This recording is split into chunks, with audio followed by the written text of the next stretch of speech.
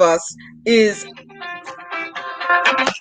oh my is I'm sorry everybody, is That's all right. Tony Lindsay. He is the founder and the host of the community town hall, of which I have been a guest often also, and so we welcome you both back again to Black Talk platform.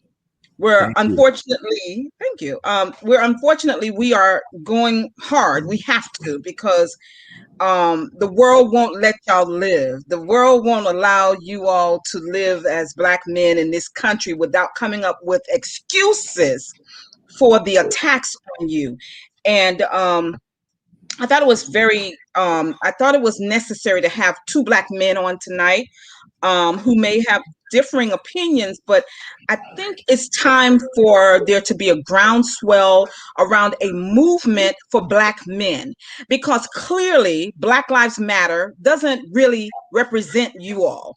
And so I thought it was important for this audience to at least see Black men and hear Black men's positions, thoughts, and opinions around the latest incident happening not 20 miles from where Derek Chauvin is being tried for the murder of brother George Floyd, which was committed last year, almost a year to the date, which is in and of itself um, not not surprising to me, because in this country, you as Black men, you come under attack for so many different things and so many different reasons, and it seems that your lives are not valued like the lives of white men.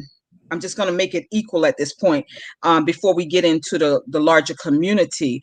But Daunte Wright, 20-year-old man, driving his car with expired tags, I guess, and also having air fresheners, too many air fresheners that were obstructing his view in his rear view mirror.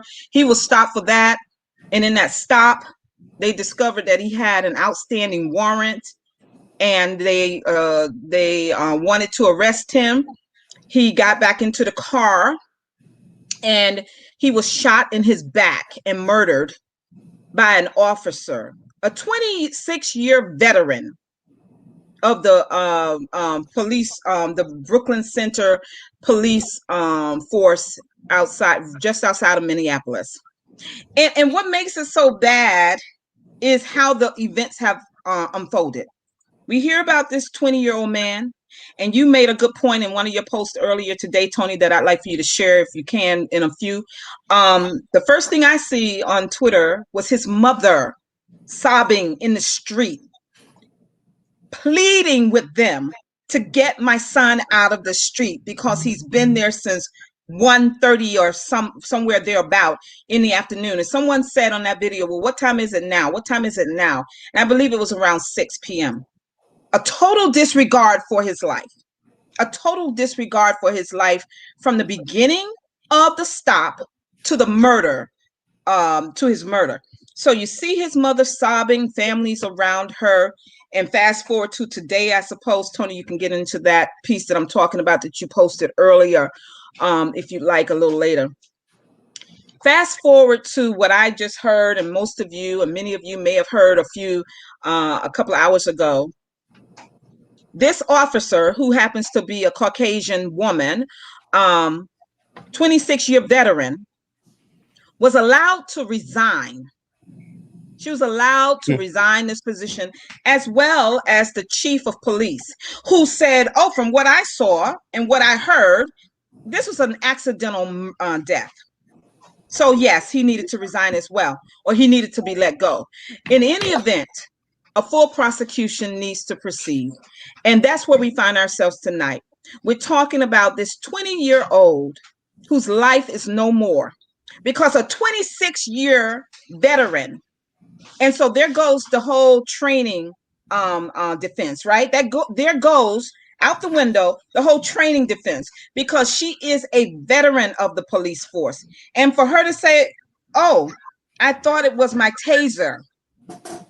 I'm incensed, and I want to bring the brothers into the conversation, because that is what we're talking about tonight. And this juxtaposition between his murder and Derek Chauvin murder trial says so much to our community. And so I'm not here for any Black people who are trying to find any reason to provide cover for what is going on here. Do I have to remind you all that a Black officer was sentenced to 12 and a half years for accidentally shooting a lady? I forget what she did. She was just in her driveway or something. It's the stuff that cops do, you know. So why was he in the same area, everybody? This is the same territory. This is the same territory. But the Black officer received 12 and a half years of a sentence. And I'm just incensed. And so let me bring Pastor Davis and Tony into this conversation. I really want to hear from you as Black men about how this whole case is affecting you, your children, your personal space. Pastor Davis, go first, please. Yeah, well, you know, it's upsetting. It's like a reoccurring theme, and it's the same emotions. After a while, you almost become very numb to it. I think I was trying to catch up on some of my reading regarding the Minneapolis Police Department in that area, and it's got this long history of racial issues. But to your point earlier about the officer, Kim Potter, I think she's yes. 26-year vet, $90,000 salary. I understand she's a union president, or was a union president, and a field trainer as well. Mm-hmm. She's got an extensive sort of resume that would speak to the experience that you're talking about, Pastor Deb, that she is not a novice. Right. And then for someone to say that she didn't know the difference between her gun and a taser is just ludicrous. And what it speaks to is the fact that that's going to be the defense. That it was accidental, as you said earlier, and that she thought that she pulled out her taser and it's going to be because she feared for her life, or she, in the moment, or something to that effect. It's going to be the same thing. And what we have to do is make it clear from the beginning that we're not going for the okey doke, you know, right. That we're not going to let these narratives start. We're going to call, as they say, BS right off the bat, that it's nonsense. Right. Because they're laying the predicate, right? When they start to say these things, it's not by accident that it gets into the media, it gets into this, it becomes part of this narrative, part of the story. It's because they're going to lay it. Oh, it's plausible that in the moment she made this mistake, right? This so-called mistake was an accident, right? Because they know that it doesn't make any sense. Like, there's no defense here other than, you know, this idea that it's an accident, right? But even if it's an accident, you're still accountable. There's still a level of responsibility here.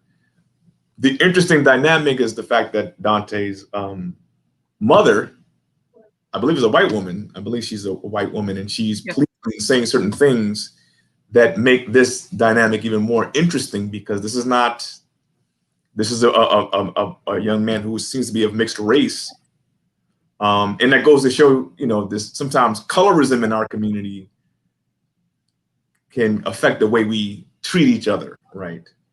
But Daunte was light-skinned Black guy that's got the same treatment. And I've always said that your color or your shade means nothing, right? That's right. It's the same. Yeah, and the fact that your mom is white doesn't, he's a Black man, and he's looked at. Black man. Yep. And so this white mother is going to feel and understand and see things, and it's going to make for an interesting lens that we all look at this as it plays out in the public arena, to see this dynamic. But in terms of like you know, how I feel about it, it's numbing. You know, it's the first thing you do is look at my son. And, you know, I look at him, and he's young. He's 3 years old, and this is the world that he's growing up in. It's not getting any better. It feels like it's getting worse. And so my wife and I always think about, how do we insulate our children? Because I believe at any time anything can happen. And so you're always on alert, and you're always mindful that the police, no matter what state, what city, what precinct, what jurisdiction, whatever it is, are not for you, meaning us. Yeah. Yeah. It's a sobering truth. Tony, would you like to weigh in right there?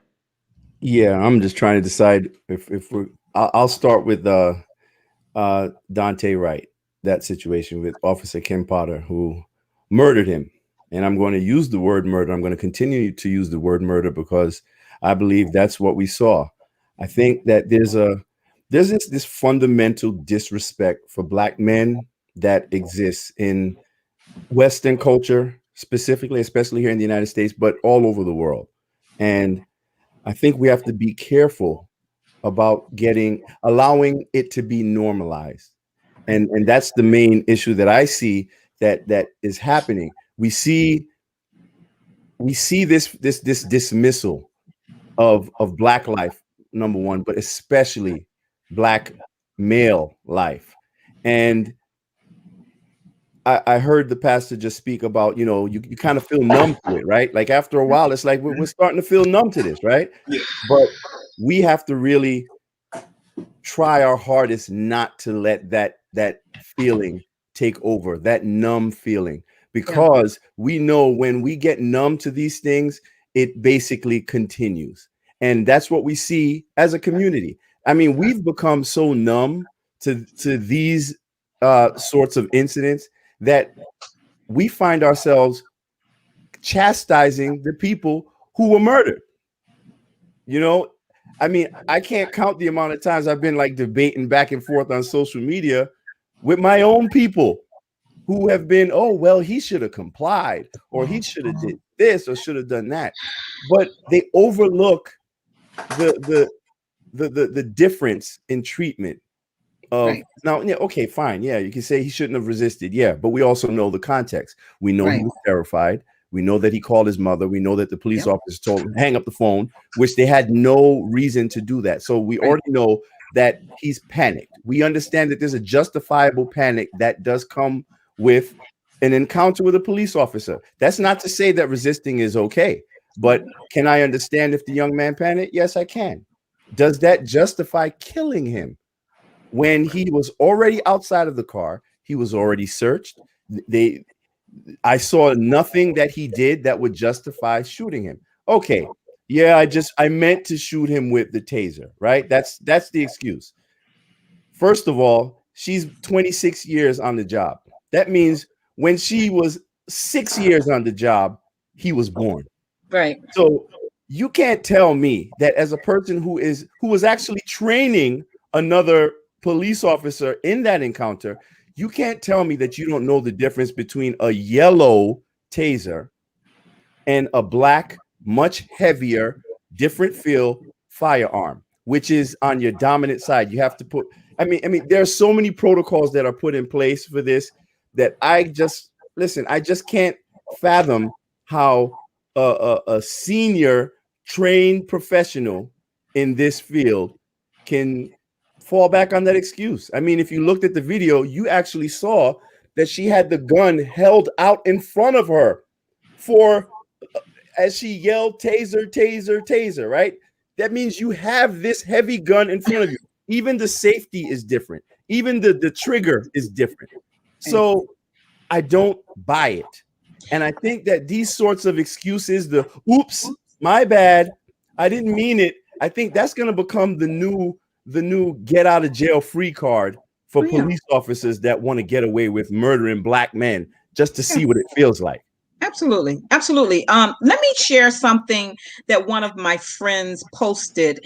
It's actually expounding on what you were just saying about the requirements of where the gun, which side the gun should be on. Let me just share what Carl, if he's watching, I'm about to butcher his name, Carl Marshabacher said. He had posted this earlier on his page, but he wanted us to know what their procedures were. And it was really interesting here. He said, Kim Potter's excuse is nonsense. Even if I believe Potter accidentally drew her service weapon instead of her taser, there was a moment before she pulled the trigger when she knew better. and she chose to shoot. That was really what you were just speaking to, right? He said, why? Because she vividly remembered when she instructed the 3 officers involved in the 2019 shooting of Kobe DeMock Hessler after they fired their tasers with no effect. Also, police are trained to carry their service weapons on the side of their dominant hands. Right. So reaching for a taser is a conscious decision.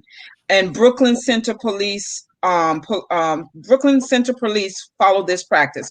Fundamentally, a cop drawing a taser is similar to a right-handed person trying to sign their name with their left hand. Exactly. And even if all of this is incorrect, the fact that Potter made such a grave mistake simply because an unarmed, scrawny young Black man attempted to evade arrest reveals how unworkable American policing is, despite all the training in the world. Yes. He's right. He's right. You know, it's incredulous to me that this continues to happen over and over again. So after hearing that both Potter and the police chief resigned, she should have been fired. They had done procedurally what they do by putting her on administrative leave. But to me, this is becoming something that's also going to be a part of the defense. Oh, well, I get to resign because I get to move to another police department, and I'll be accepted there. Why? Because I took out another one of them. And I mean, I don't know how else to see it. I don't know how else to see it. I'm still, and if you all want to, we can talk about the whole defund the police thing towards the end. And I know that's what Carl was getting at.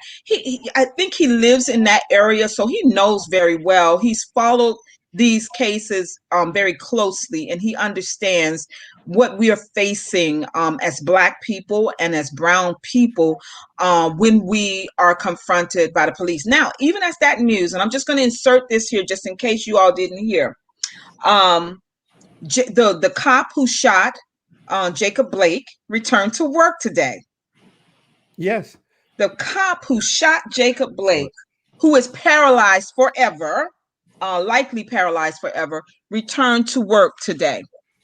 And then in Texas, Marvin Scott III, he died in Texas police custody last month after having been arrested for misdemeanor marijuana charges. Because of COVID, they tased him. They put his hands in cuffs. This is while at the precinct, and they put a bag over his head, and he subsequently died. So his family is now protesting out there. I don't hate. We get so stuck and caught up in the politics, the national politics, that we forget that your lives and even our lives as women are being challenged every day just for the breath of life by law enforcement from one end of the country to the other end. And it really needs to stop. How can we, brothers, how can we get you all out there on the forefront? Because I have to be honest with you, I am not happy with the so-called leadership that's out there. How can we move the men forward? This is just a question that I have, because I don't want to use time talking about a movement that really isn't for you, but it gets all the credit for any positive activity or movement towards a semblance of justice. What can be done? What can we do as a village, the community, to protect you all in a way that doesn't rob you again? If you understand what I mean, without me getting into that whole discussion, either of you. Go ahead, Tony, if you want to take a stab. I'll just be brief. I think that there are a lot of men, Black men, who do put that first foot forward, and they are very active in trying to, create this type of change, try to affect this sort of change. But unfortunately, you're not going to see that in the mainstream media, because far too often, these smaller voices are overcast by the people who have pretty much been designated to stand in certain positions of influence, on behalf of the Black community, right? So I think it's more about forming a collective. I think it's more about being more willing to work with each other on the ground. We're so fractured. Like there's so many different factions. This one is over here, that one's working over there. And a lot of times you'll see that certain, let's say, people in the quote unquote activist community, a lot of them don't even get along, right? But we have to understand that we may not always agree on everything, but there are certain things that we should definitely agree on. We have a common interest, which is a system that is specifically targeting and working against us. And, I think it's tragic that there are certain people in the, I call them gatekeeper community. Like, and I think they are more so caricatures of the acceptable Blackness that the mainstream media allows, right? They're caricatures of who Black people are and what Black desires and what our needs and issues are, right? And unfortunately, while some of us who may not know as much, we view them as truly fighting for, our liberation, and they're really representing us well. A lot of times we don't understand that what they're really doing is vying for their own place in that system. They're just trying to get the opportunity to hold the whip. You get what I'm saying? Yeah. So we have to come to terms with that, and we have to become more comfortable with engaging in these uncomfortable conversations with others. And I'm gonna be honest with you. Listen, Black people, we need to prioritize Blackness first. But I don't believe, and this is me personally, I don't believe that we don't have allies, because I know we do. I have like authentic people who are authentically interested in helping and doing the right thing, but they don't know what to do, right? And I just think that once we get our situation together, we'll be better equipped to translate to others, how they can contribute if they do. But yeah, I think we need to abandon the symbolism that we've grown so attached to with our so-called leaders. There are some very good ones out there, positive ones that are really doing work, but there are so many others who are really working against us and trying to define our Blackness through the lens of the Democratic Party. If you're not a Democrat, you ain't Black, and that's a problem. Yeah. Well, you say, I agree with everything that Tony is saying. I would add that we can't be reactionary, right? So some of the things that we've talked about before, Pastor Deb, is the organizing in advance. Yes. So what happens is that when there's these moments of respite, which are few and far between, but there are these moments, we're not organizing enough. We're not doing enough to prevent these things. And the fact that these things can happen so frequently and that they can happen within 14 miles of each other, almost a year to the date, says that we haven't done enough to confront the issue and stay the course, right? So, so the point is, how do we? Your question was, how do you get us out there, active, engaged? Well, we have to stop being pacified, and I think it's one of the points that Tony was sort of making, that there's a leadership that exists that's not really out there to make change. It's to pacify us, and we get caught up in charismatic leadership sometimes. We're looking at people, that the rhetoric or the eloquence or the popularity, when it really doesn't take all that. It takes people like us tired, and that we become engaged. But again, we can't be pacified. We can't be being numb to the point where you now need to be self-medicated, by entertainment, by whatever it is that we do to sort of cope. Right?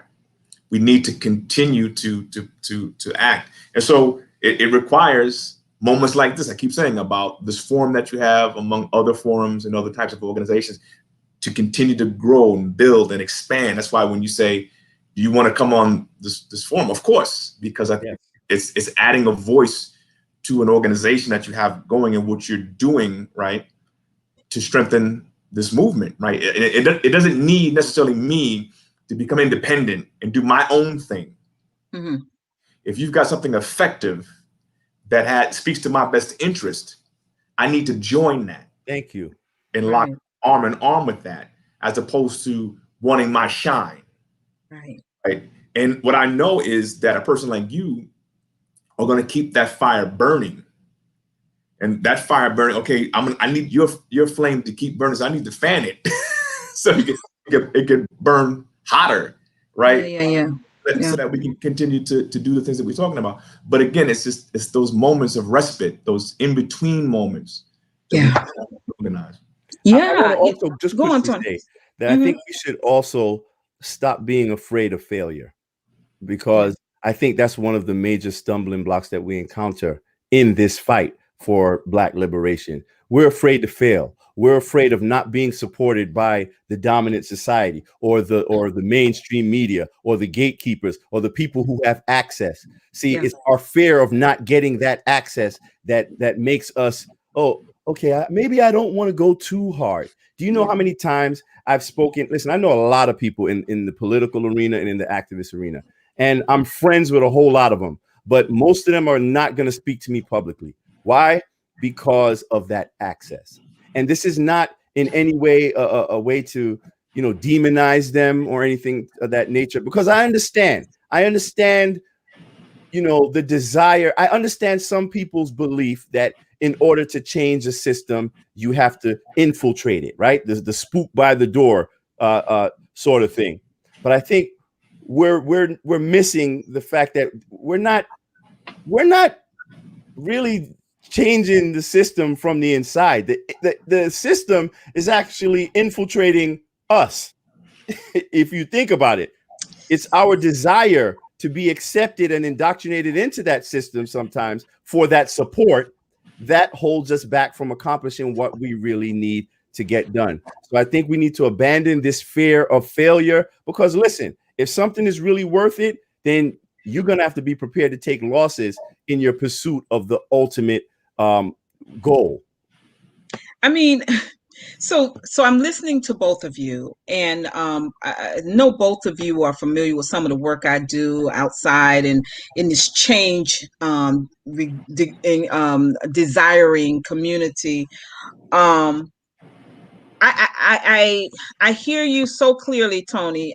And I shared before, I'm not sure if I shared with either of you, but I shared in a live I did just while I was doing my exercising. And I said that I personally have what I call the Gideon complex. Gideon is a character in the Bible. God had given him an assignment, and he felt like he had to have like all these people around him in order to complete this assignment. Right. And God was like, really? I'm the one who told you to do it. I'm paraphrasing, of course, but the Gideon complex is what I have. And that is what you were talking about, the whole fear of failure. I could care less about, let me be very clear. I could care less about what the dominant society thinks about anything that I do, because everything that I do with the Black community in mind, right? But it's that second part, Tony. I do want the support. I do want the family, our community, to say, come on, Deb, let's do this. Right. And it goes back to what both of you were talking about, how if you don't have this name, that's not, but see, right. I'm not that person looking for a name for myself. What I'm looking for is to stop the assaults on Black bodies, period. And if that means that I have to be out in the streets by myself, I will do it. But I know I don't have to be outside. I know I have partners like you, right? And I have my friend Bingus is always here. I see one of your brothers, Jay the boss, is here. Listen, there are a lot of people. And my thing is, we can do this and lock arms. We just have to be able to do it and sustain whatever it is that we do, right, whether cameras are there or not. I think that whole model is wrong. That's what we become accustomed to. Yes. Right. We have a skewed perception of progress in our community. Yes. And yes. I think that, you know what real progress is? It's not exposure or access. It's the change of the mindset. Mindset. That's where you see real progress, when you Yeah. change the way people think about themselves and their position in this society. That's why I always say it starts with education, particularly with our young people, because they are the ones, as I always say, they're going to be the ones to lead us out of this. Right. Can I say this to you all? And I know and I want to hear also from the audience, but this is my position. And this is also speaking to something you said, Tony, that I don't want to be a spook that sits by the door, but I do believe in working from the inside out. I just don't feel like everybody can be outside protesting. True. Somebody got to be inside speaking to the powers, right? So that they can hear the truth. I personally believe that in some areas of this country, defunding the police works well. I don't think is going to work here in New York City. This is where the three of us are. I just don't think it's going to work here. When crime and violence continues, look, I'm old enough to remember last summer when they were they can be whoever y'all want to define it as, but they were putting fireworks and stuff in our communities. They didn't just get there. They were putting them to sleep deprive us, and other things were being done to our community, right? So there are problems that are horrible. So last week on the 7th, the first exam, the only exam for 2021, opened up for the NYPD. There are only 15% of Blacks in the NYPD. More than 34,000, I believe. There are 34,000 officers, right? Only 15% are Black. 42% are white. Most of the assaults in the NYPD of Black people come from the white officers. Sometimes they're 29% Latino officers, and there are, I forgot, 13%. White identifying Latino officers quite often. Well, yeah. So my thing is, why not take over that 42%? But there's a problem. They have inherent problems within the NYPD. The whole psychological exam part of it is also rigged against us. Who they look for officers or people in our community who are going to play to the violence that is committed against us from within the NYPD. I say, now this is my position, and this is the question that I'm asking to you and to the audience if they want to weigh in. Okay. What is wrong? Okay, I know you do, Tony, and it's okay. What is wrong with encouraging our people, especially Black men, to apply for this exam to become a cop, an NYPD officer? What is wrong with that? I don't think there's anything wrong with it. I do know I've had friends that have been on the police force that have encountered the problems that you were talking about. If they don't play by those rules, they have problems. Serious problems. And they've told me. And so a lot of these guys, either retire early, they can't wait to get out, or they just leave. I had one friend just quit. He had enough. And another friend, they kind of had some trumped up things on him because he wasn't complying. So he ended up being fired. So it's fine as long as you have a sort of some of the things that we're saying is reimagining how we engage, right? Reimagining it, but it requires for lack of a better word, a campaign. It has to be something that we are engaged in with our collective consciousness. It has to be part of our dialogue. It has to be part of an agenda, right? That has, sort of assistance on how to navigate this, right? But it's just to ask people to join, which is not what you're saying, but I'm just saying that people who have done that have experienced some trouble. And so it's discouraging, right? Because to be a cop requires something that I don't have. I wouldn't want to be a police officer. Right. What I'm saying is that for those who may consider it, these are some of the issues that they face, right? So it is really structural. It is really designed to keep Black people in check. So ideas are like defund the police and all that is really, we need to reimagine the whole thing, because at the end of the day, policing as we know it doesn't work. Right. It doesn't work. It doesn't work. So I think the whole thing needs to almost be blown up and start from scratch. And people are afraid of that. Right. There's this narrative that, see, even in the Black community, we can there are factions of us that are afraid of us. Right? Yes. If we would be honest, some of us believe that we need the police to come on against us, even though we have this sort of dichotomy, this strange dichotomy, we have this dual thing happening. We want them to control these quote unquote thugs, but it's not. There's a lot more to it, you know. When we talk about, I mean, I've been accosted by the police, had my life nearly, you know, I've been nearly shot, I should say, multiple times for no reason. You know, so that's really what being a police officer is all about, keeping Black folk in check and letting the dominant population feel quote unquote safe. Right. Yeah. And I you know, I think that I agree with you. It just needs an entire reimagining. Yeah, overhaul. Just a true, you know, like, you know, when your mother or your father, when you were growing up and they said, I want that kitchen floor clean. Yeah. I want to see it sparkling. That's what needs to happen, not only in New York, but definitely in New York, because we're here, right? My husband was telling me this morning how he was out walking one day. And, you know, Pastor Davis and I live in the same community, Tony. And so the cops are not like, they're not saturated up here. If we see them, we see them. You know what I'm saying? Really don't see them often, right? But he was out walking. And this was just a few weeks ago. He was out walking, just doing exercise. And he started to cross, you know, jaywalk just to cross the street.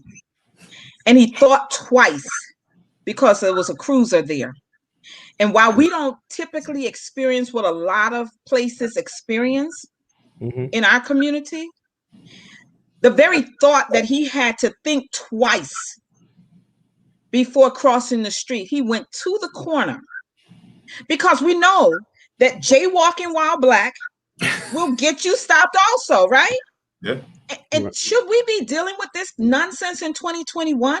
This is crazy. So, Tony, I know you wanted to weigh in on what I said, but I wanted to go back to something you said. You mentioned how the symbolism and what we think works is not always effective. So I feel like we're in such a different time than when Dr. King led the March on Washington and all the walks, all the protests, Selma, all of them. We are in such a different time. Even as far as media is concerned, they're happy to continue to just simply cover protests and marches, the media, the mainstream media. But they give us a false sense of progression. All the marches, there's some value in it, right? It shines a spotlight on cases that we may never know, but we're not getting the results called justice that we need from the legal system. So I think that we need to do something more. I won't say abandon it, because it has proven in past times to be very effective. But in terms of the return on the investment, we're not getting it. And we need to be honest about that. What do you say, Tony? Well, all right. My thoughts, particularly as far as you're saying that there's this campaign to basically give us the illusion of progress. And then I'm going to tie it back to police. All right.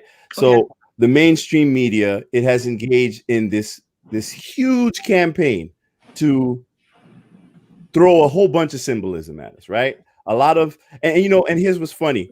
When Joe Biden won that election, I put up a social media post. I was like, get ready for a tidal wave of firsts. You're going to see first Black this, first that. You're going to get flooded with so much feel-good symbolism that you're going to feel like, whew, we made it.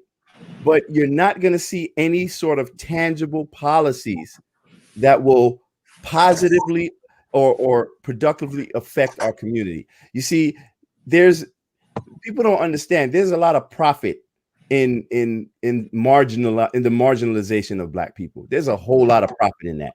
Like, this entire system is built on that. The prison system, the system is built on that. You know, the criminal industrial complex. So when we tie it, and we got to remember also, like, Donald Trump is no longer president, so they need something to talk about, right? They need their ratings. They need to keep the machine moving.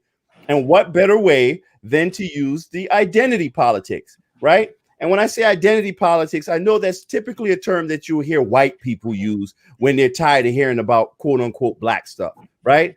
But we have to understand that the left, the so-called left, engages in identity politics just as much, actually, I believe more than the right. Because, and I think it's more dangerous because as Black people, it's too easy. It's so easy to rock us to sleep. Like, when we're getting murdered, you know, we're standing next to, you know, the mayors and the government officials as they're painting, you know, happily painting Black Lives Matter streets. But the cops are still killing us. Right. Right. So when it comes back to the police culture, right, and having Black men, you know, flood the police departments, we tried that. We've been trying that. And we have to understand, when it comes to the police, especially NYPD, the largest and most violent police force in this country, don't let nobody tell you differently. There is a specific culture of violence that is encouraged and protected in the NYPD. So I'm just going to tell you straight like it is. As a Black man, I believe that there's a certain level of sacrifice of your own moral compass that is required in order to become an NYPD police officer. Yeah. Wow. And I know some good brothers that, you know, that are on the force. I actually know a lot of people in law enforcement. And the one department they don't want to be a part of is the NYPD. Wow. And I know some good dudes that work in the NYPD. I know some real dirtbags that work in the NYPD. But one common thread is that they all have been forced to deal with a culture that has not changed, where there is no intention to change, and they are placed in a position where the only thing they can do is navigate through that culture and either just hurry up and get out. And I know people who have just left because they could not take it. So when it comes to defund the police, I will say that we're on the opposite side of this, because I believe that the term defund the police has somehow superseded what it actually is. And I think the media plays a large part in that. We know that defund the police means to reallocate resources that are going to police departments, and those resources should be reallocated to programs, institutions, things that will mitigate the circumstances that lead to violent crime. Yeah. And what are some of those things? Poverty. Yeah, that's a major part. Illness. Yeah. You know, education, lack of education, and social programs and resources. Yeah. So, of course, crime will go down when you reallocate these funds. Listen, you have, I think there's like a fifth or fourth, 1/5 of the resources or the money that's going to police departments is going to education. There's a reason for that. $6 billion to the NYPD for what? For tanks? Now they got robot dogs that are going up into the projects and they're arresting people with, I mean, come on, bro. What's the next $75,000 a pop? They're going to arm those things. Sure. And next thing it'll be some technical difficulties or some glitches while a whole bunch of Black people will be getting killed. So I'm just saying that it's not over, like, more policing is not the solution to economic disenfranchisement based crime, because that's what it is. There's no such thing as Black on Black crime, no matter how many times you hear people say that, because when you say Black on Black crime, you're attributing race to criminality, Right. and that is false. It is poverty that leads to crime. And mental illness caused by the institutionalized racism in this country, you know. Yes. But no, so let me say again, Pastor Davis and I have talked about the whole defund the police thing ad nauseum on this platform, and I don't think that we're disagreeing. No. I don't like the term. The term needs to be done away with. We need to just call it reallocate funds or something. Yeah, but because, you know why? Because then you keep having people who do have large platforms saying this, and that is not what we mean. So just put 35,000 people out on the street. I think like if you don't have a provocative statement, you won't get that attention. But we need to come up with a better one, Tony, because that one, it doesn't even move the needle at all. So what could we say that's shortened? You got to acknowledge it has moved the needle. Because in terms of these type of discussions where we spend too much time debating the defund the police. No, I mean like in cities like Baltimore, where you know they've basically like restructured the entire modeling of policing. You know, so there are actual like certain cities that are using defund. They are defunding their police departments to a certain degree to reallocate resources, and they're minimizing police interaction with people based on specific misdemeanor crimes. So I'm just saying that from that aspect. So let me just say, and I say this to my children sometimes, I'm so simple. When I hear defund the police, the first thought I have, and it certainly could have gotten into my psyche from abolish police. It's abolish police, like do away with 35,000 people. That's what it sounds like. I'm all for taking money away from them. They're bloated, and this is all across the country. They're bloated, and they're doing things that they have no expertise in. In New York, they only receive 6 months of training. And I've gone through the Citizens Police Academy, and it's a model of what they get in the 6 months, you know, and it's just insufficient for all the stuff that they are charged with doing. They have no business responding to emotionally disturbed people. They need professionals who go to school to become social workers and psychiatrists and psychologists. People who actually know what the heck they're doing, who won't pull a gun or stun gun. They need a gun to respond to every situation. Exactly. You know, so that's what I'm talking about, Tony. I don't have a problem moving the money, because there are other places. Homelessness leads to crime too, because you gotta, you know, you're gonna squat someplace that really may be overseen by a landlord.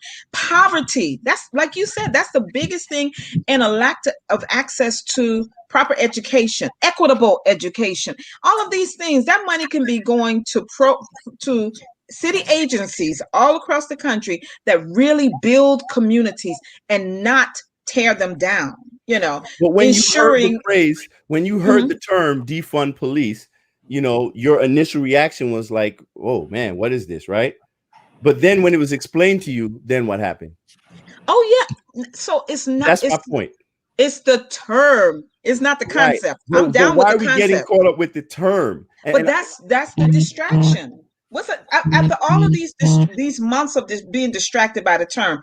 Why hasn't anyone invested any time in coming up with something else? Move the money. If people are overly invested with the term, to me, then they have no authentic intention of actually being part of the solution, in my opinion. Because if I'm telling you this is the slogan, right? But there's a mission behind it, and you are informed of the mission, we shouldn't be talking about nothing else no more, in my opinion. Like the slogan don't matter anymore, because we know what the point is. So that's all I'm saying, because sometimes we get so caught up in the presentation that we forget about the mission. You know what I'm saying? You know when they say, don't let the messenger kill the message? Yep. Watch this. Move the money. I'm telling you. I'm going to move the money up there, right? I put that up there. Everybody know we talking about police reform, right? Move the money. I put. Oh, okay. I like that. I like that. Defund the police. I like that. Move the money. That's what we're talking about. We're not in disagreement. I'm not in disagreement with most people who say defund the police, when you add the that. elements of what you just said, right? But this right here, it takes us. We started talking about defund the police at the 42-minute mark. We've spent 8 minutes. That's all I'm saying. It's distracting from anything. Right. That's all I'm saying. We're on the same page. Yes. Right. Yeah, we're on the same page. Pastor Davis, you just been watching us go back and forth. I'm sorry. It's been fun though. It's been fun. I'm sorry. Are we talking No. about Derek Chauvin at all? I'm sorry. Yes, let's go back to that, because I see you've been doing updates a lot about the Derek Chauvin case. Big ups to you, because I don't have the stomach to look at his defense attorney, who's actually on to his next case. He's thinking about, who else can I defend now? Because now I have a national platform for defending this douchebag, you know. Yep. My friend Bingus, let me share this before you come back in on that, Pastor. Bingus, you always, I should have had you up here too. He always has something that's fruitful. Even with funds reallocation, it won't change the police departments from recruiting cops who still won't follow the rules. And you're absolutely right. You're absolutely right. The culture must change. The culture. Training. Personally, I say fire everybody and start all over, but that's just me. I'm okay with. I don't know if they're all bad. Y'all both just said y'all have some good cops, and I'm gonna be honest with you. Let me be honest with you. I actually like Chief Madry. I like Chief Madry of the NYPD. Yeah, Jeff Madry. Mm-hmm. You said what'd you say? No, I met him a couple of times. Yeah, I like him. He's good for us. He's good for our community. He's trying to do the work, right? He's trying to do the work. I'm pretty sure he comes up against challenges as well as a Black man. He's been there for a while, but I respect the work that he is trying to do on this citywide level, because, you know, he's over community affairs. And I feel like he deserves our support. Listen, where there are good Black people trying to do the work, I'm going to be there to support him. I like the fact that Juanita Holmes is over patrol. And I like that they promoted Rodney Harrison to be over the chief of departments, right? Yeah. That's the highest level of uniform officers. So, but how do we support them? Another first. And another first. You're right, Tony. A whole lot of firsts. All right, okay. I'm sorry. No. I'm not shutting you down. You're absolutely right. But here's my question. I think that move the crowd, reallocate. Okay. Have good intentions. I think, yeah. I think they have good intentions, but what you both said about their limitations because of internal stuff, and what Bingus also said, it's going to keep them from being able to do perhaps as much as they want to do. How do we, the community, support the good that they're trying to do while keeping accountability as a measure of the true relationship between them and us? By giving them their assignments. That's how we give them the assignments. By us taking the lead and giving them their assignments. Because I love that. When you say, explain that, flesh it out a little bit more, Tony. What do you mean by that? I like that. Okay, meaning quite too often, especially in New York City, we always approach community policing through the lens of what is it that the police have to do? They're pretty much doling out the policies, the instructions, these organizing these events, these little, where they bring out the swings and the slides and all that stuff, right. But I think that if we want to take an authentic approach to community policing, the people who should take the lead on that are the community. It's the community, and they should be instructing the police on their needs, and there must be some accountability on their follow through in that regard. You understand? Yeah. So put them in the position to break those limitations. That's the only true way to test that authority. Because I personally believe that if you're talking about us trying to reform a system or trying to fix a machine, I don't think you can fix a machine that is working just the way it was designed to work. So I think the machine needs to be broken. So how do we break it? You take instruction from us, and then you take it back. But that's how any other community, handles his business. We're not saying anything radically new. Other groups of people do that. So that means they have their community boards, they have whatever that local form of a place where the forums or the platforms where they use to get what they need to get done. So why aren't they listening to us? Huh? Why aren't they listening to us? Right, but a lot of it is economics, money, right? But a lot of it is we have to get into those places as a community, right, where our voice can be heard and that we can begin to dictate the points that you're saying, right? That we can set the agenda, right?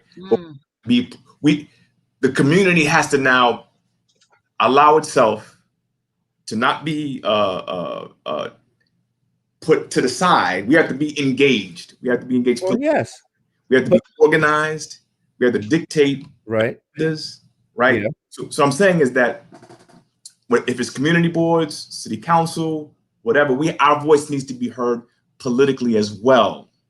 Agreed. Yeah. Agreed.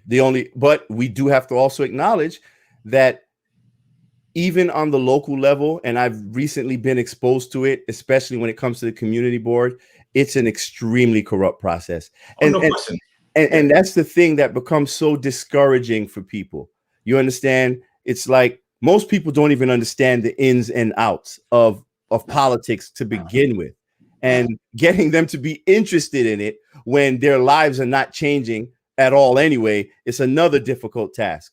So what I'm saying is that other communities do leverage those platforms. Yeah, but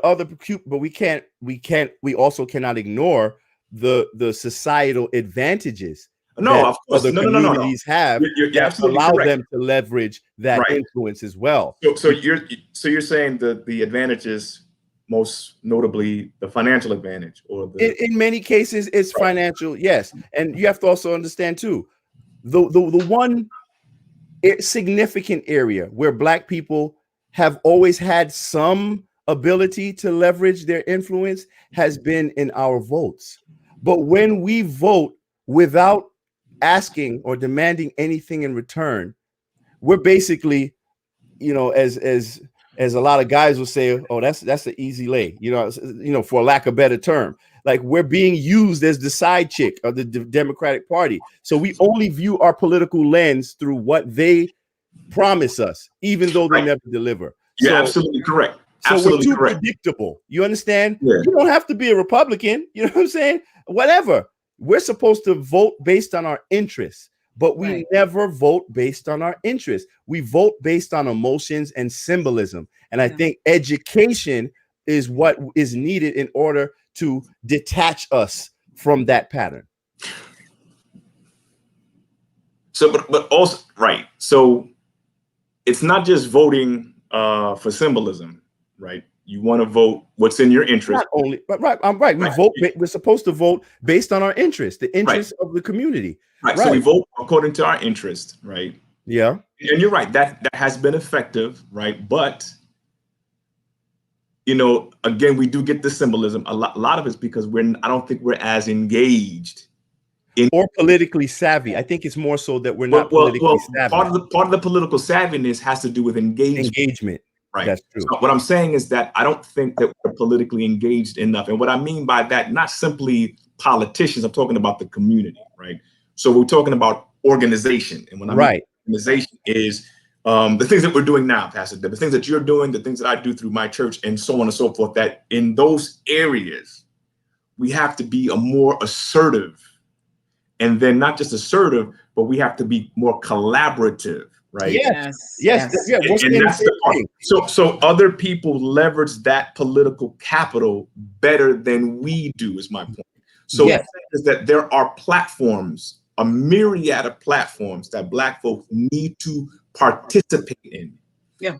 But what it feels like is that it's like a placebo. We're escapism. We sort of fade to the back, right? And we allow ourselves to be taken by symbolism is the point, right? So we find, the first Black person here, or the first Black person there, and that somehow appeases us. You have to know that is symbolism. That's not enough. We need substance, right? Right. But we have to remember something. See, and that also ties into the numbing effect I was talking about as well. But you see how we have to also understand too, Black people are, from my estimation, the primary targets of symbolism, political symbolism.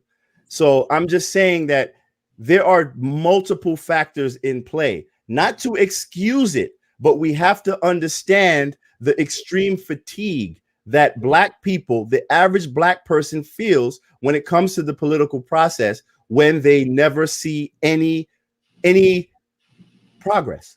Right. But other communities, if they don't see progress, keep their foot on the pedal to Yes. progress, is my point.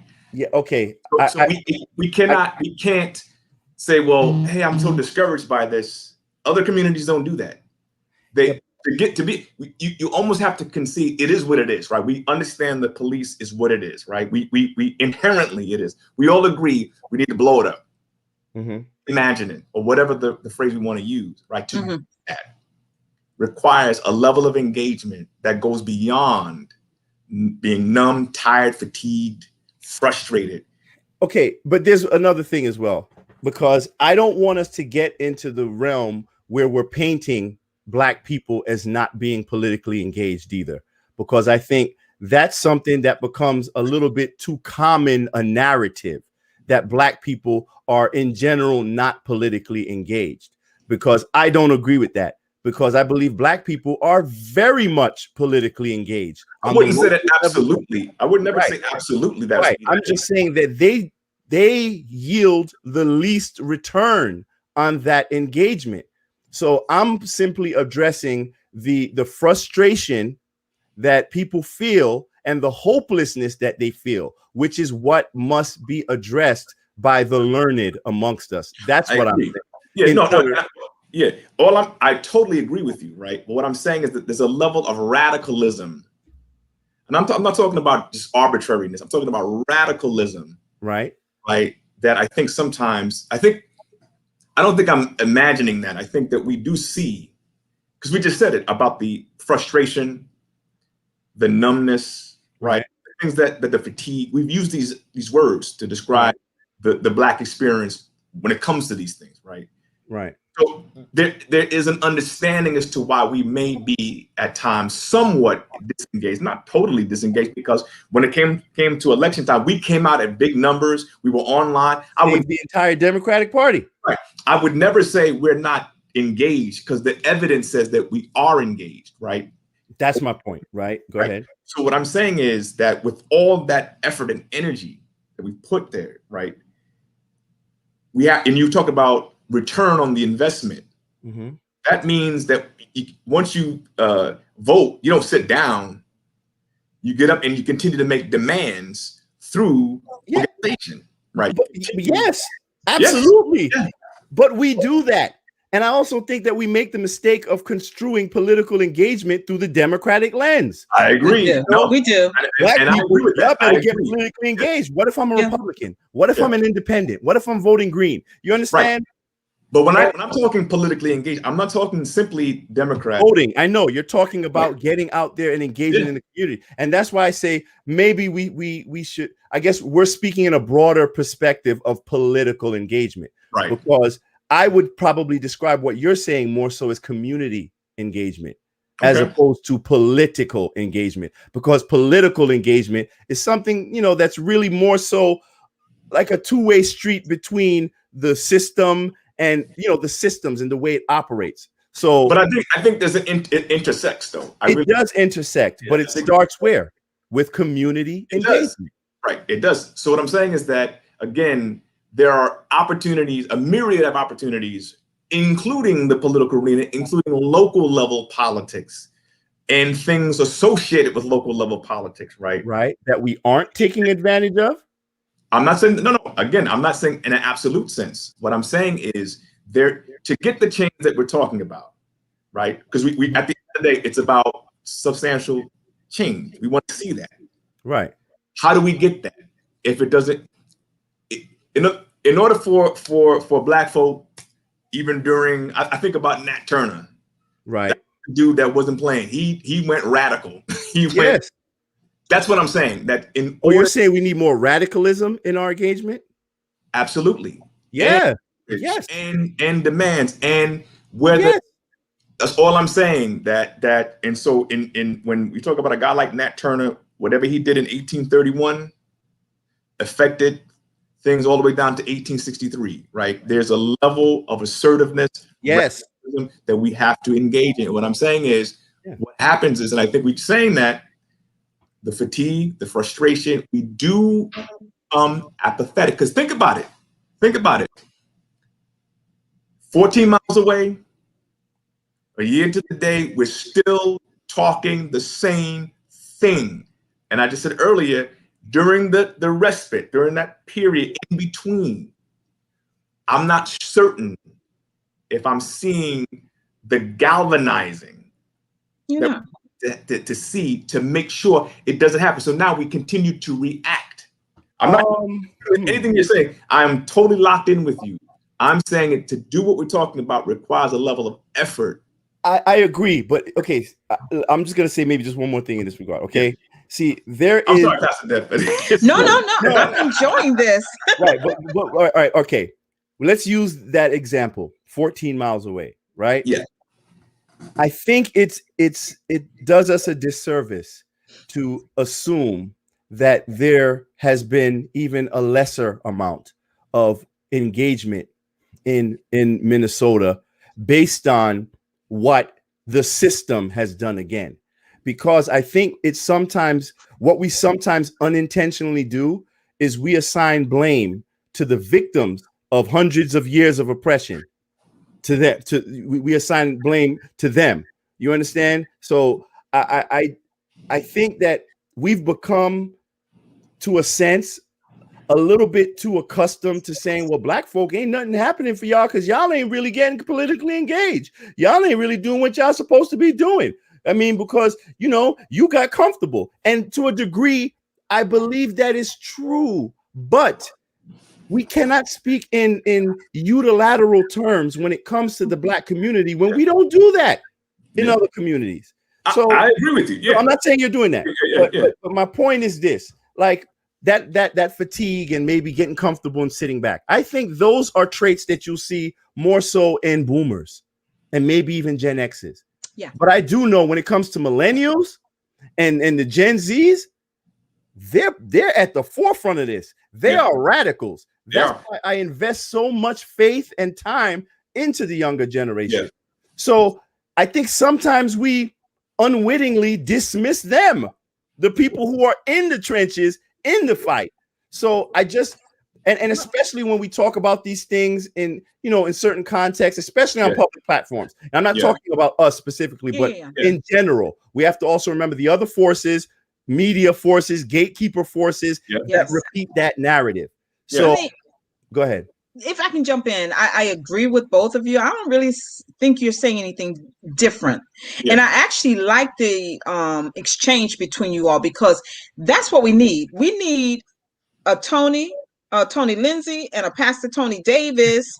And we need one more Tony to make it Tony to have these conversations and decide, right, you're not being disrespectful to each other, you're not talking over each other, you're trying to come up with the best way forward. And to your point, Tony, about the younger people, look, I'm always cheering them. Pastor Davis's ministry has always been youthful centric. My church is sort of morphed into an older generational church, and that's also fine. Right. But as it relates to young people, if you go back to the meeting that President Biden had with the civil rights leaders, come on, he had the gatekeeper community. He left out the young people, and they were also the old community, the old. Well, that's what I mean. They're keeping gates, right? They're keeping gates around what happened in the 50s and the 60s that they brought forward.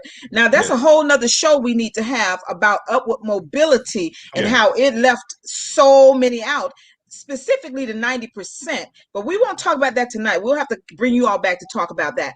But so when people, and I'm going to call her name, started coming for activist Tamika Mallory after she was on the Grammys calling out Joe Biden specifically. That was a call from a civil rights organization that is youthful to say to him, you can do all these things, but we're not going to be ignored because we are the ones out here doing the work alongside the legacy organizations. She's not disrespecting them, neither are they trying to be disrespectful to where they've come from under the teachings that they've come out of.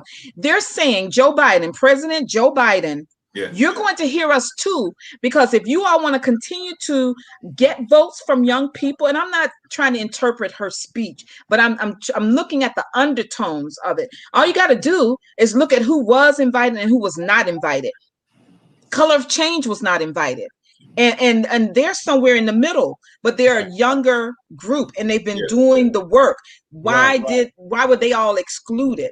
And I think when we think in terms of effecting change and giving the mandates to the NYPD, for instance, where we are, it goes back to what one of the members of the community town hall kept saying in the early days, Tony, Jamal. He kept saying, we need to, and you both have spoken about, we need to attend community board meetings. We need to be engaged, because I will go to them. I go to them. It's the same people, but it's not typically it's not people who look like us. That's really the point I was making, that it's not enough of us in that.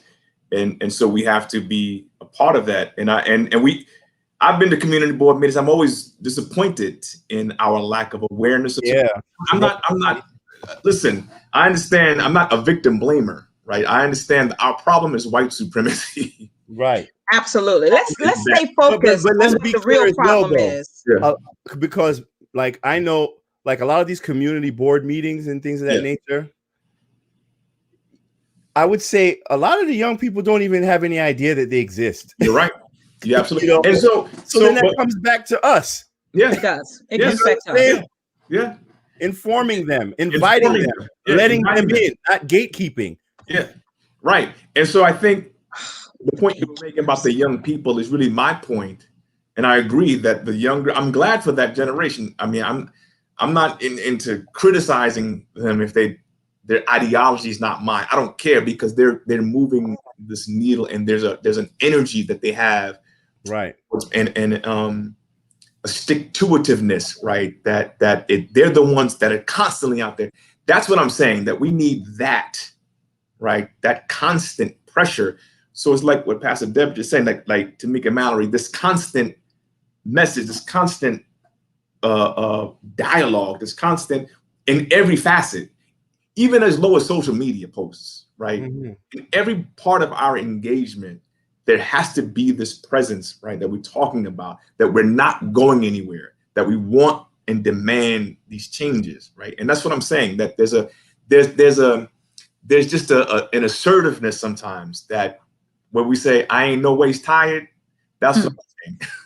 You're right. And let me tell you something in terms of the voting that you were talking about, Tony. I think if many of us were really honest who vote Democratic, who are part of the Democratic Party, especially in states like New York, where it's, primarily Democratic, if politicians were really told how we really feel about what we don't receive in terms of our community, they would understand that many of us remain members of the Democratic Party so that we can vote in the primary in a state like New York. Not enough people are being honest with them. They need to know that many of us remain Democratic so that we can vote in the primaries, because sometimes some of the policies that come out of the Democrats are not beneficial to our community, but yet we continue to give them our vote. Now, for me, the best thing with the first, as you were talking about,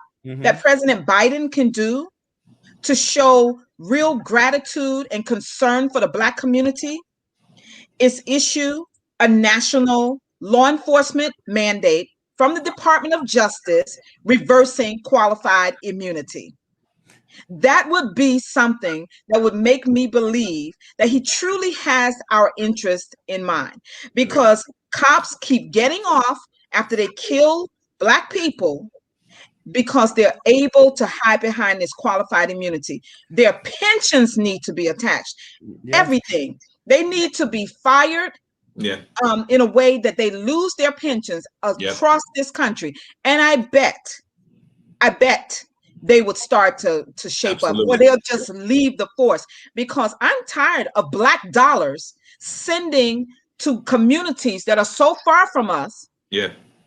Our money so that they can make a living and they're protecting their community. Right. Their communities look like them, but they come into our community to harm us. And when do we say we're not going to continue to support upstate? Right. Yeah. And wherever downstate, wherever they go after they leave the community, not respecting our lives. And when I think about Daunte Wright, one of my friends posted that he and his family had just recently moved from downtown Minneapolis to that part, I guess for a better life. You know what?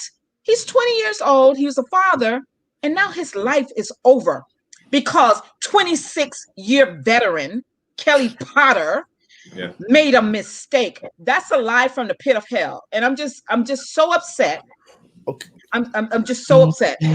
I don't want to be a Debbie Downer or anything like that, because I know I kind of sound like the guy that's like, oh God, this guy totally so hopeless. But no, I believe that there's got to be a yin to a yang, right? We have to look at things from all sides, right? And I know what you were saying about President Joe Biden, and if he wants to show gratitude for what he did, he's not going to show any gratitude, because I mean, I just think as Black people, we have to get to a place where we accept people for who they are. Like when somebody tells you who they are, you got to believe them. I mean, we saw and heard what he said to those civil rights leaders in that meeting. There was no indication whatsoever that he was prioritizing the concerns of the Black community who just handed him an election. He was extremely disrespectful, as a matter of fact, in the way that he spoke to them, And while there were people like myself who were out there begging Black people, listen, if you want to vote for Democrats, do that. But you don't have to pledge allegiance to them before this election and even tell anybody what you're doing. At least demand something in return for your vote. When Ice Cube went out there and he was like, listen, I got a plan. Nobody else wasn't presenting a plan, even though he consulted, he reached out to multiple scholars and economists and was like, listen, this is a plan, something for Black people. When he got brushed off, he presented it to both sides, right? I'm not a Republican or a Democrat. So he represented to whoever may be in power after the election. But he was ridiculed. He was maligned for it. So I just think all of that behavior, that's indicative of this over dependency we have on the Democratic Party and this belief that they're gonna, sooner or later they're gonna be good to us this time. I just don't believe that because of evidence. So now maybe he will do it because of pressure, but the argument still remains. How can you leverage, or how can you put pressure on someone after you've already handed over all of your leverage? So I agree. But isn't that what you're saying, though, Tony? Isn't that what you were saying about how we are to give them their marching orders? We are to give them what their mandates are. We have to face the reality of what we've done and where we are now. Because after this election, Joe Biden has written a bunch of executive orders, pushed for a lot of legislation for other groups, and none for Black people. None that help or affect the conditions of disenfranchisement that Black people are faced with. That's just the truth. I'm not saying, I'm just telling the truth, what it is. So that should be a lesson to us. I'm just saying this to say this needs to be our final lesson, because we are in a state of emergency. We cannot keep handing over our support to people who are not supporting us. That's the point I'm trying to make. But I agree with you. I think we agree. I agree with you. Yeah, we're in agreement. But where do we go from here? How do we get to at least the first block of where we need to be? Not where we want to be, but where we need to be, because we are in a state of emergency. What do we do? reach out to the young people, get them involved in the things that they don't know, like these community board meetings, because I believe firmly that change happens from the bottom up. It's on the local level. And there are a lot of passionate young people who they don't know anything more than posting on social media or TikTok. They don't know the power that they have in their own influence. Right. So let's use that fire, that passion, that courage that they have, and bring them into the process with love and empathy, without the usual condemnation and peering down our noses at them that we're guilty of. And when most times we don't even want to talk to them when we walk in by. But that's what I mean by political engagement. You just define my point, and that's you right. So we're saying the same thing. You know what I'm saying? Yeah, just adding on to each other. And you know what? That's a good example. Look how we can be speaking, we can be talking, we can be debating, whatever you want to call it. And outwardly, you might think we disagree. But in the end, what did I say earlier? We have shared interests and we can find a common ground. Absolutely. That's what we need to discover as a community, especially as it pertains to the younger generation that is coming behind us. I totally agree with you. I still think that, so you're saying, Tony, let me just be clear. The role that we should position ourselves as older leaders, right, is to teach. God, I'm older now. Sorry. Jesus. Look, man, in a couple of years, we're going to be welcoming you to it too. Okay. So just get ready. You in this group too. But, what I mean is we as more experienced, how's that? More experienced. That's good. More experienced leaders. We should provide space for younger ones and to teach them what they don't know and to show them how to leverage what they already have in their hands. That's right. But I agree. And how do we get there though? I mean, my whole model is each one of us bring 10. Start there. Yeah, each one of us brings 10, and these young people have such creativity that we just don't have. It's just the truth. That's true. They're better equipped to navigate this society right now. Because I'm old now. I don't even understand half of this stuff. Look, Pastor Davis and I are not old, and I don't know what you're talking about, but but yeah. So this has been a really good conversation. Unfortunately, we don't have any solutions for Daunte Wright's mother and his child, because this keeps happening, and we keep going back into the same. I'm a purse person. I love bags. A lot of women out there might identify with this. I love bags, and I'm not a big name brand person, but if you see me, it's usually a Coach bag, because my philosophy is if I can't put the same amount of money into the bag that I paid for it, I don't need it. But here's this bag analogy, right? We keep going. This is what happens every time a Black man is murdered by law enforcement. We keep reaching back into the same bag. Now, I just told you I love bags. It's time. This one is dark and it's springtime. It's time to change to a lighter bag. I'm just helping you all out to know that when you buy your wives, bags, do it by the season. We should be changing. Things that happened back in the 50s and the 60s are clearly not working to our advantage. We need to change our bags. We need to pull out some new stuff that will get us from point A to point B. And I do believe your suggestion that we tap into the youthful population, because they're mad too. They're as mad as you and I are. They are probably also angrier. They're probably angrier because they've been left behind. They've been left behind, not only by society outside, but also by us, because we, and those who are older than us. I would like to see there be no violence, because this is just more money going into white communities when they get arrested.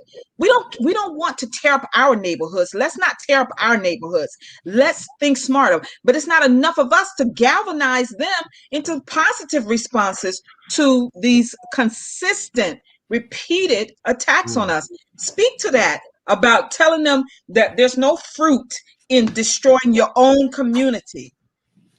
Let's do something different. What's the different thing that we could suggest to them? You want to go? Because I don't. And we only have 6 minutes, so 6 minutes. Okay. Well, I mean, I think the everyone bring 10, and I think we've said that a few times. yeah. Even here, we've said that, and Yep. we've mentioned the need to bring on young people. I think we need to make that happen. Okay. I think at the end of the day, it's not enough. We've talked about it in philosophy. We need to make it happen. We need to bring people on, and we need to start that direction. Okay. Because what older people, and I guess I'm older now, I guess whatever, we tend to do is we tend to talk amongst ourselves, and we and even if we are in support of young people, right? We they're not with us. They're not present with us, and we need to start handing it down. Yes. So what I've always looked for as a pastor is I don't want a pastor forever. I want a successor. And what happens in the Black church, and it's true to a lot of the arenas that we operate in, we're not looking to hand it down. I want to hand it down to somebody. I want to hand down the foundation that I've built, or me and my wife, and with the power of God have built, and hand it to someone younger who can take it to another level. I don't want to give it to somebody older. I don't want to, I want to give whatever we establish to somebody younger who can be more innovative, more creative, more in tune. And that's what we have to do. Start building things. And even like for my children, I have small children. My wife and I always think about what are we going to hand to them? But part of that is active searching for young people to hand it off to. What happens get into our own little space, our vision, our thoughts, or whatever, it dies with us. And that's what happens, is what always happens, right? There's no succession plan, no handoff. And that's what we have to start doing. That's great. Mm-hmm. I'll just say, really quick, as when you were talking about, basically talking to the community about, nonviolence and, rioting and things of that nature. Of course, we shouldn't destroy our own communities. But, Dr. Martin Luther King said, riots are the language of the unheard. Yeah. And I think we need to also be careful with that as well, because it can be translated as an attempt to pacify the voices of the people who have been ignored historically. So I think sometimes we spend so much time trying to treat the symptoms that we don't actually try to attack the actual disease, which is racism and the systemic oppression of Black people in this country.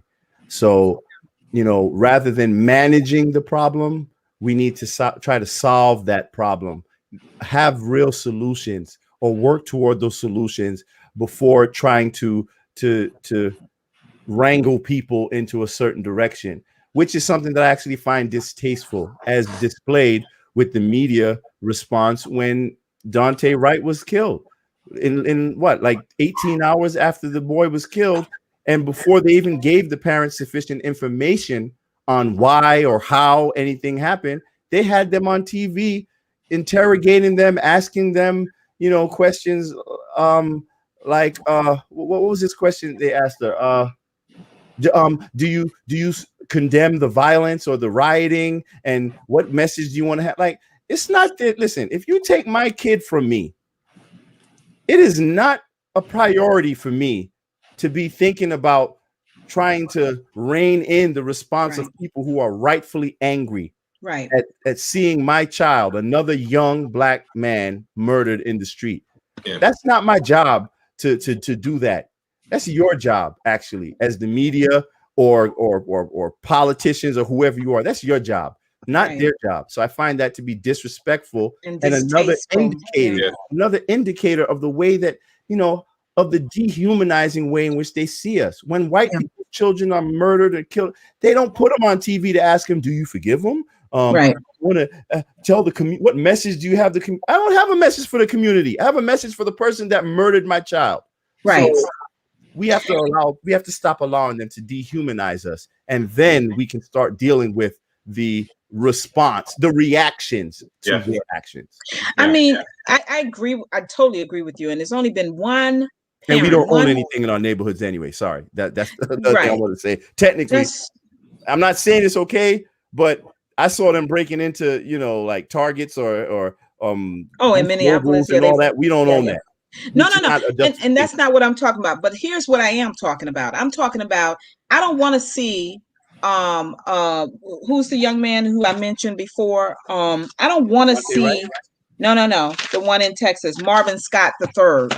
I don't want to see that because he was the one picked up from some marijuana, misdemeanor, and now he's dead.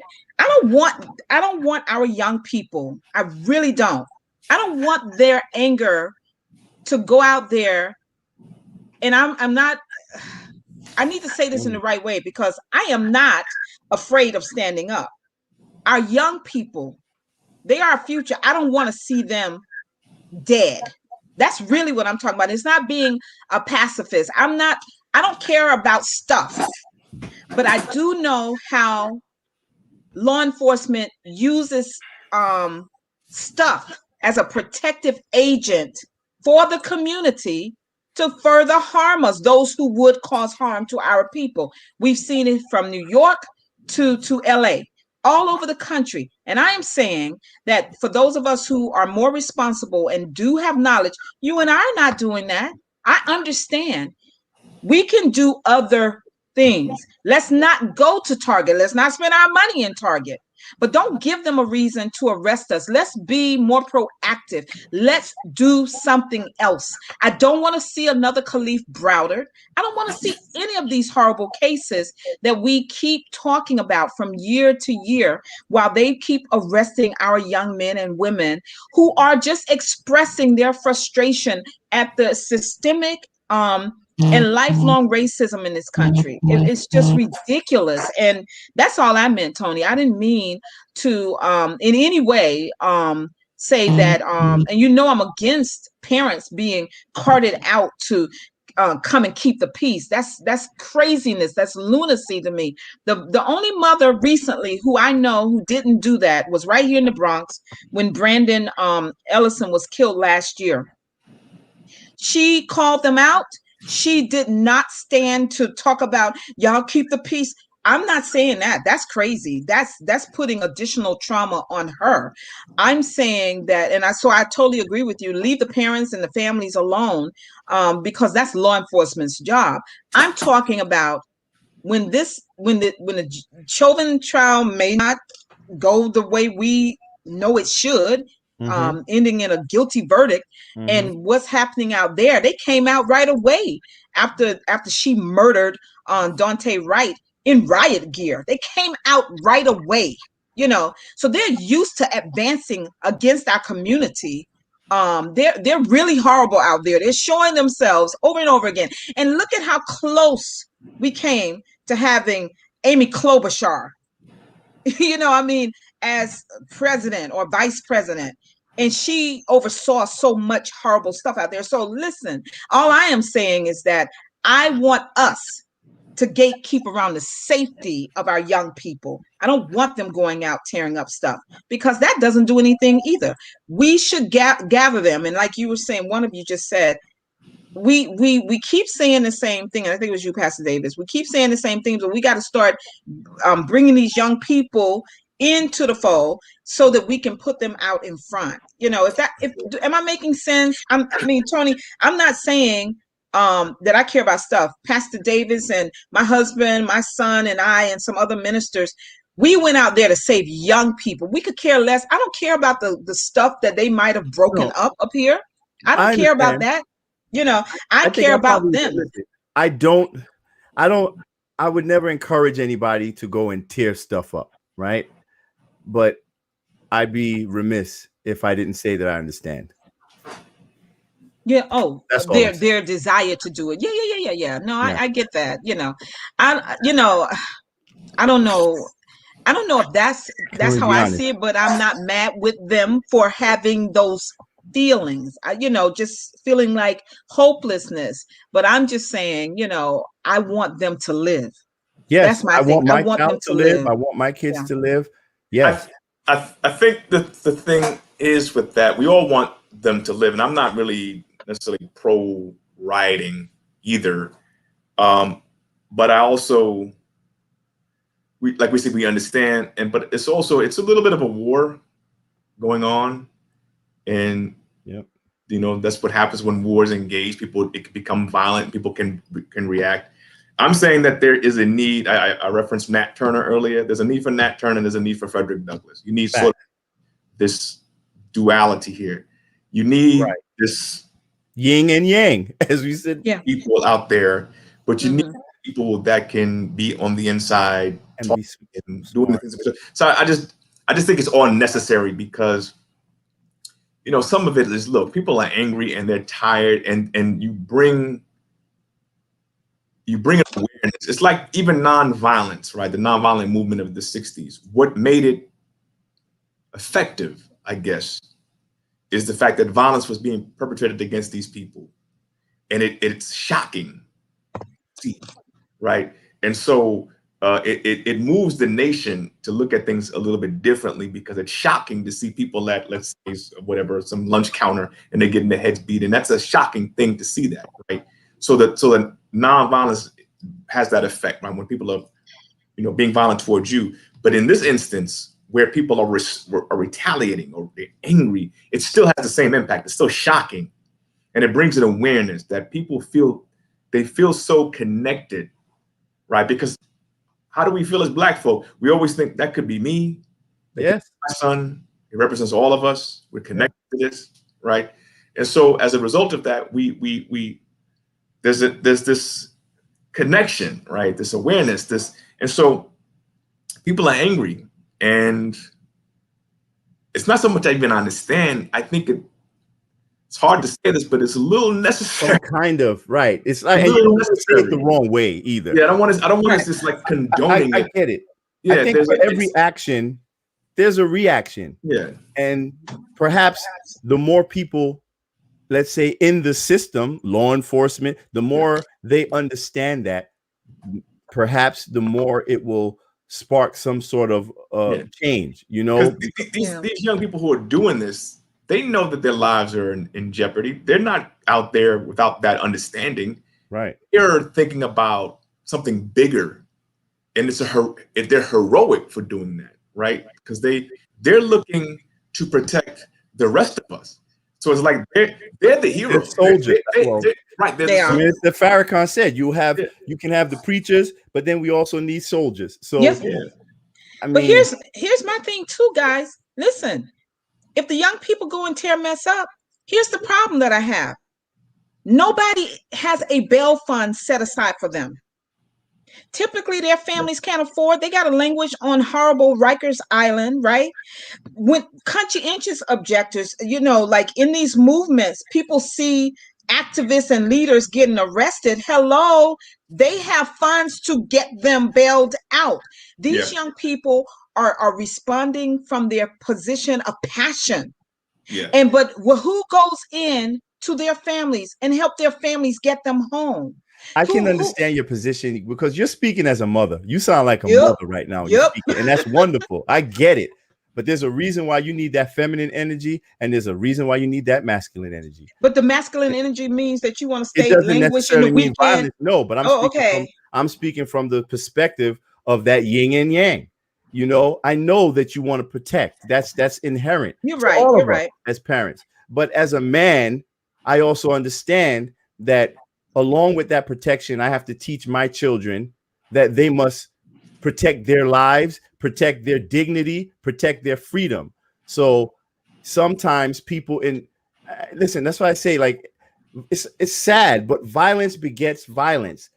For every action, there is a reaction. And if our reaction remains the same, where we're sitting down and marching and praying, I'm not saying nothing wrong with prayer, but but I've already told you, you can't do the same thing over and over and over again, expecting the same result. That's what I've been saying the whole time. I don't think those things are really as effective as they once were. There needs to be something different. There definitely needs to be something different. Riots are common?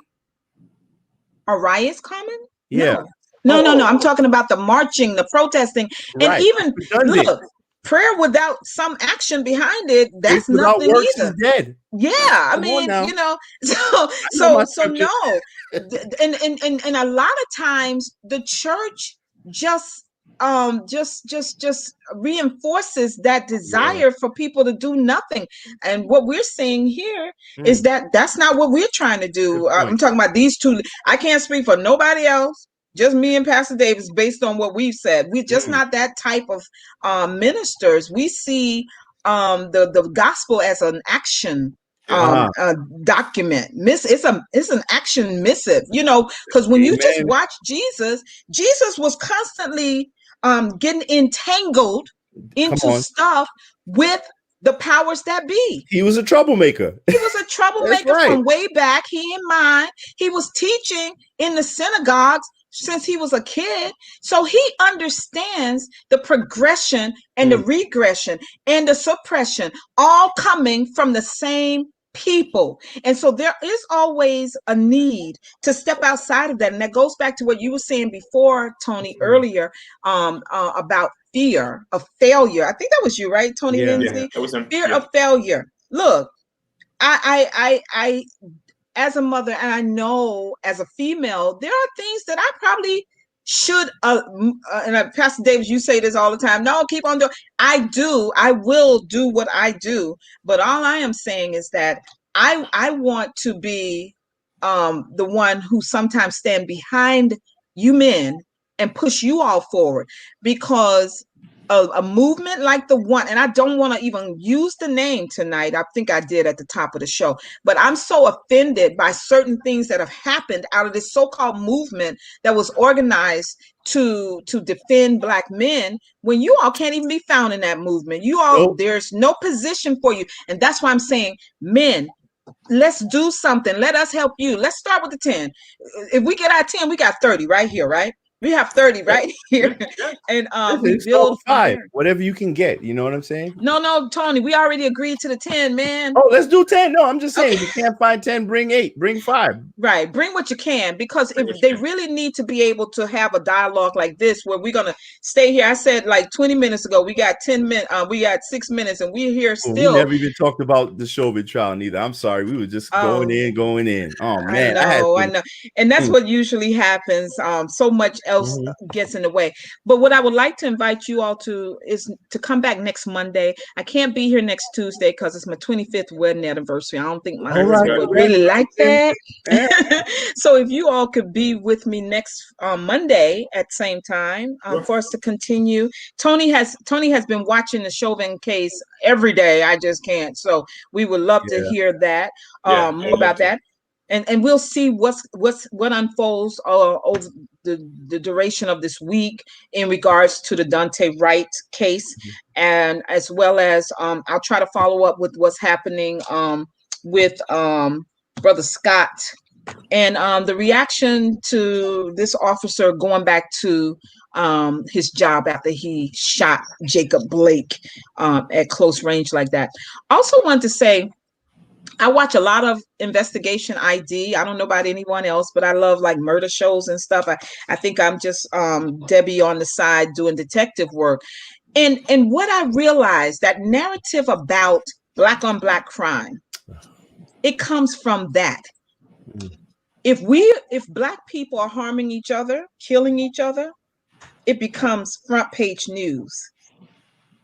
If white people are harming each other and killing each other, they get a docudrama about their murders. Theirs is romanticized. I mean, 98% of the shows I watch, and I tell you, I watch on Headline News, Forensic Files, I watch Cold Case, Cold Justice, and almost every show that ID Discovery presents. And 98% of them are white people, and usually white women. So the narrative is, we harm each other because we're just so wicked and bad, but they should be, we should have sympathy for their lost lives because they romanticize it. And when I say romanticize, I mean they give passion around their murders that we don't get. So there is so much racism, even in the media.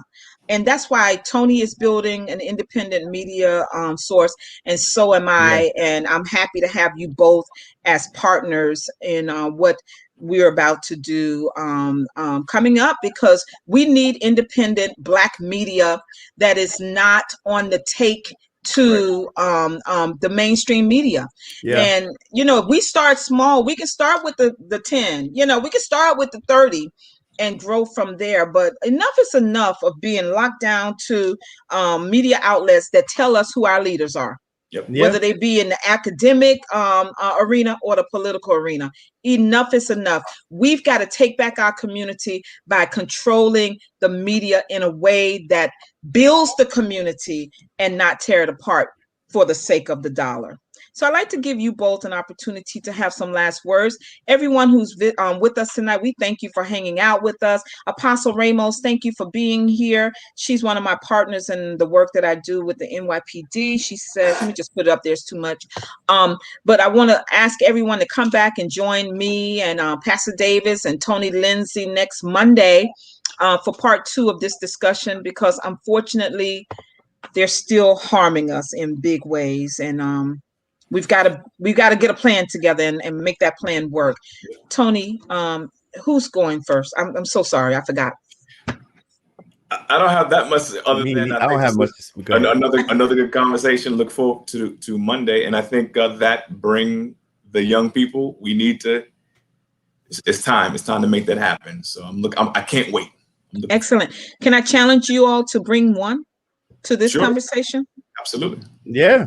That's good. Male or female, I mean, it doesn't matter to me. If you get one who's interested, just bring them. Yeah. Because they know that we're not going to shut them down. Tony? Two quick things. One is I want all of the people out there, especially like Black people who are trying to build, platforms, media platforms, or get their voices out there. Don't be afraid of the work, or don't be afraid of the slow growth or that progression, the slow progression, because I know society tells us today that everything is like a quick come up or a quick fix, like you're gonna go viral and famous in 2 minutes. Like, just understand that the work that you're doing, no matter whether it's only reaching 5 people, 2 people, 30 people, it's valuable. That's what matters, because for every new connection you make, for every person you enlighten, you grant them the ability to enlighten others. And as far as the Derek Chauvin case, I'm so sorry we didn't get into it, but I do want to encourage Black people specifically. I understand that it is very traumatic watching that case. It is. Like, I felt myself coming to tears several times watching it. But I do also think that it's necessary for us to remain involved and engaged in it and informed, because I will tell you, I have learned so much just watching that trial. And not only have I learned, I engage a lot in the legal process. So there's a lot that I know about this, but I will say I have probably got the best education about the human body and my health just watching that trial. So I think it's and I know it's like kind of a weird thing, but the testimony from those pathologists, cardiologists, and those experts, the clinicians, it gave an outstanding amount of insight into our personal health, the issues that we face, like whether it comes to blood pressure, heart disease, diabetes. It was so informative, and we should have a panel where we discuss those issues, because oh my God, just watching that trial literally has like changed my life. And wow. Awesome. Thank you once again for having me on the show again. No, thank you Absolutely. for being here. Thank you both, Tonys. Tony. Look, one of y'all need to bring a Tony so we can have the 3 T's, right? Tony. Yeah, right. I am so appreciative of you all. Leah Richardson, you did miss a wonderful show. We were talking about the murder of Derek Daunte Wright. Daunte Wright. I'm sorry, Daunte Wright. And Just a whole lot of stuff. Yeah. A lot of stuff. It's a long one, but we'll be back here next Monday at 7 p.m. Guys, meet me in the green room. Thank you all for hanging out with us for an hour and 50 minutes tonight. God bless you all. Take care. Take care. All right.